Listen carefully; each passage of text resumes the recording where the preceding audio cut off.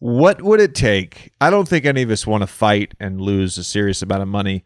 What would it take on a basketball court for you to actually throw hands? Oh, dude, a lot. When you think about last night, first of all, Markieff Morris is, I would call it cheap. Shout out to Smooth, man. Shout out to Smooth. Yeah, no doubt. Championship. He's a champion.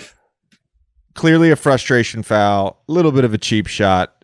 There's a possibility Jokic could have got hurt on that play. Definitely a possibility. Jokic could have hurt Markieff on the retaliation.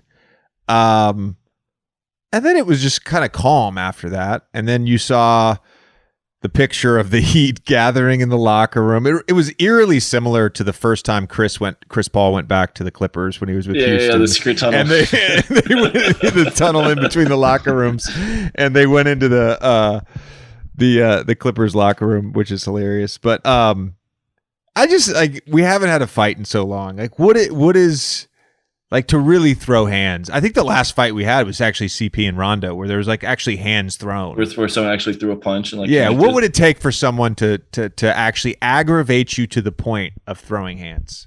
Dude, I don't know, because I don't even care that much. What do you you'd have to maybe do something like say, even if you say something it's words, okay, you said something mean, that's not going to get me upset. Yeah, they might have to just attack me. I don't know. I don't think I'd ever get to the point. One, because just not in my DNA, but two, okay, what are we doing? What are we really doing here? The repercussions are too high for me. Well, especially nowadays, it's not, because if you, here's the other thing. It's Joker's former MVP, is he going to get suspended for that? I mean, I haven't checked Hoops Hype in a while, but I would guarantee he gets suspended for that. That's what I'm saying. It's you get suspended for that 10 years, 15 years ago,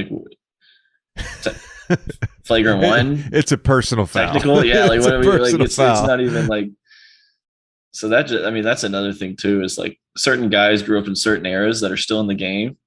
Yeah. Like the twins, like Dwight.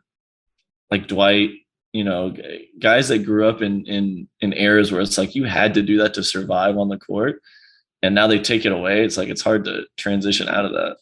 The Heat happen to have a lot of guys who grew up in that era. Oh, they put together their team very strategically, very wisely, I think. Yeah. Strategically.